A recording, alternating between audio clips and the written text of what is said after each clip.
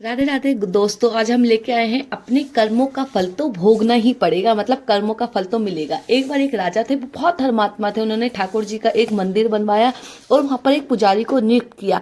पुजारी इतना अच्छा था, कभी भी राजा से कुछ भी डिमांड नहीं करता था, कुछ भी नहीं मांगता था, बस सिर्फ अपने ठाकुर जी की सेवा भाव में लगा रहता था। एक बार राजा को एक पुत्र पैदा हुआ और धीरे धीरे वो पुत्र बड़ा हुआ और उसकी शादी हो गई। शादी हुई तो क्या हुआ कि उसकी जो पत्नी थी, उसे रात में नींद नहीं आ रही थी। तो उसने देखा कि एक हीरो मोती से जड़ी हुई एक तलवार रखी है। तो इतनी अच्छी तलवार देख के वो सोचने लगी, यार सोचते सोचते उसको पता ही नहीं चला कब वो तलवार लड़के के गर्दन पे जा गिरी और वो मर गया। अब राजकुमारी ने सोचा, मैं क्या करूं, मुझे इसका मतलब पाप मिलेगा, ये है वो है। तो वो डर के मारे वहीं पर सो गई। तभी सुबह हुई तो सबके सब देखने आए कि यार ये क्या है, कौन है, कैसे है। तो उन्होंने कहा कि पता नहीं कौन मार के चला गया, मैंने उसे है ना भागते हुए मंदिर की तरफ जाते देखा है। सब देखने गए कि मंदिर की तरफ कौन है। तो देखा तो पुजारी था। तो पुजारी ने बहुत कहा कि भाई मैंने कुछ नहीं करा है, मैंने आपके बच्चों को नहीं मारा है। लेकिन राजा और प्रजा मानने को तैयार नहीं थी। राजा के मन में आया कि पुजारी क्यों मारेगा।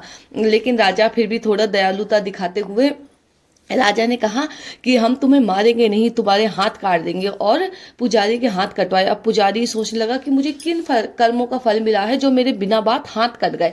अब वो काशी पहुंचा तो काशी में एक पंडित के पास पहुंचा।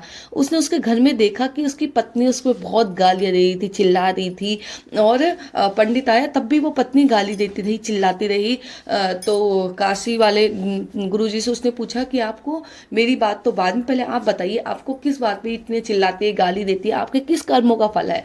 तो पुजारी ने हंसते हुए बताया कि हम पिछले जन्म में, ये गधी थी मेरी पत्नी है और मैं कौवा था, तो इसके पीठ पे एक फोड़ा हुआ था और मैंने क्या करता कि उसको चोंच मारते मारते मारते मारते उस कीड़े को खाता था। तो इसकी वजह से क्या होता कि जो मेरी पत्नी थी गधी, उसको बहुत ज्यादा कष्ट होता था। तो अब ऐसे करने में तो वही कर्मों का फल है कि ये मुझे इतने गालियां देती है। और ऐसे करते एक दिन क्या हुआ कि मैं उसको चोंच मार रहा था तो मेरी चोंच उसके पीठ में घुस गई और इससे उसको बहुत दर्द हुआ, बहुत दर्द हुआ। और मैं अपनी चोंच को उसकी पीठ की रीढ़ की हड्डी से निकाल नहीं पाया। तो उसने क्या करा कि गंगा जी में जाके डुबकी लगा ली कि शायद ये चोंच निकाल लेगा। लेकिन बहाव इतनी तेज था कि हम दोनों मर गए। और गंगा जी के प्रभाव से ये ब्राह्मणी बनी और मैं एक बहुत बड़ा पुजारी बना हूँ और ये बना हूँ।